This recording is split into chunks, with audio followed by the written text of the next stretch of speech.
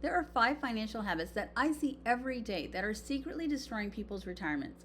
People who've spent decades planning for the future and put away huge chunks of their yearly salary and strive for more. But despite this, just 5 small mistakes cost them a lifetime of hard work.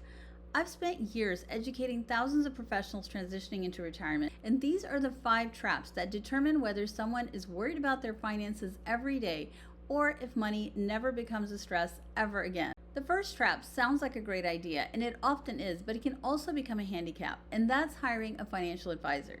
Now, don't get me wrong, I've had financial advisors all my life, and I understand their value. When you're busy working, raising a family, you don't have time to research investments or balance your portfolio, and having an expert in your corner is definitely an advantage. But here's the thing, there's a difference between delegating and abdicating. Delegating is when you set the vision and the goals and you hire an expert to help you get there.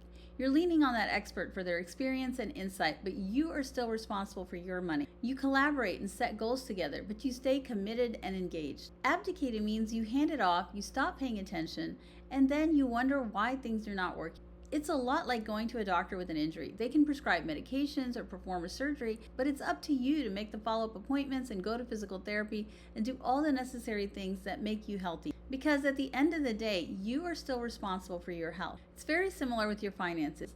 You can't get the best result if you're not committed and engaged in taking responsibility for your own finances. So work with your advisor, understand their rationale and why they're recommending the things they are, and keep learning and stay accountable to your own goals. The next trap is exactly why an advisor can't do everything. As we go through our careers, we're getting raises and promotions, and with every increase in income, we're spending more. We need the bigger house, the better car, and oftentimes these big purchases are made with debt or financing. So we're not only spending the money to acquire that thing, we're also paying interest on it. Every dollar we spend on luxuries or interest is a dollar that can't compound in our favor. Ultimately, all of retirement planning is about creating cash flow in retirement, and you can't create cash flow tomorrow if you don't have cash flow today.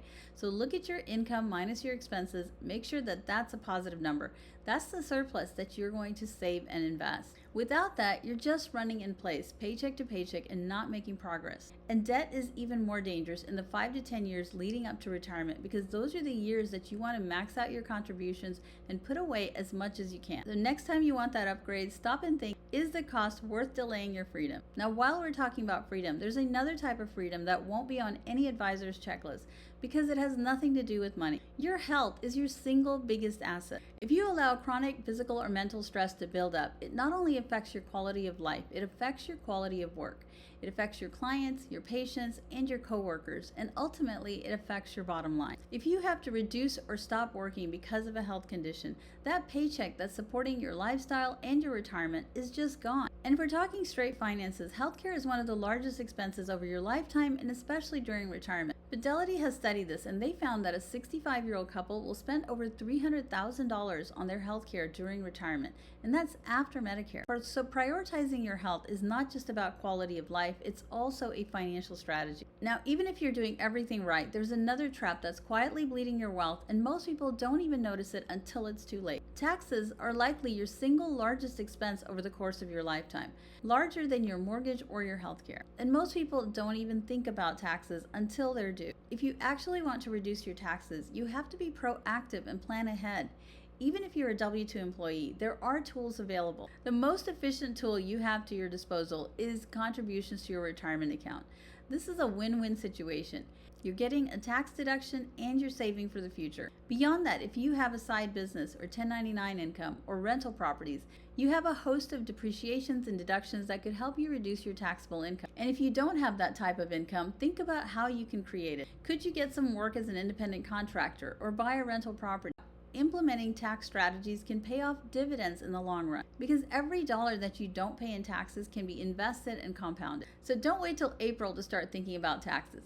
Talk to your CPA or a tax professional about how you can proactively reduce your taxes. Number 5 surprises people because there's no dollar amount attached to it, but it's one of the things that stops people from retiring more than anything else. You've spent decades in your profession as a teacher, a doctor, an engineer, and it's become part of your identity. Leaving it is a bittersweet thing. We may feel burned out or desperate for a break, but when we imagine leaving our profession, we feel a little overwhelmed and lost. Because it's not just leaving a job, it's leaving an identity, a purpose, and a sense of contribution. As human beings, we need to feel like we belong and that we're productive. And when work disappears with nothing to replace it, it feels like we're missing something. That's why it's so important to reframe retirement. So you're not running away from something that's undesirable, but rather you're running towards something that is desirable and meaningful to you. Maybe you want to travel or volunteer or create something that you've never had time for. Start developing those interests now. Cultivate your hobbies, plan your travel, because when you do those things, you feel more motivated and energized to work and save, because you're not just running away from something, you're moving towards something that you truly want. Now you know the 5 traps that determine whether your finances will be a constant, ongoing stress or they finally become manageable. But there's one more thing to keep in mind. The economy and the world is changing, and how we planned for retirement 10, 20 years ago no longer applies. And that's exactly what I cover in my next video here. How the world is changing and how you can prepare for it. I'll see you there.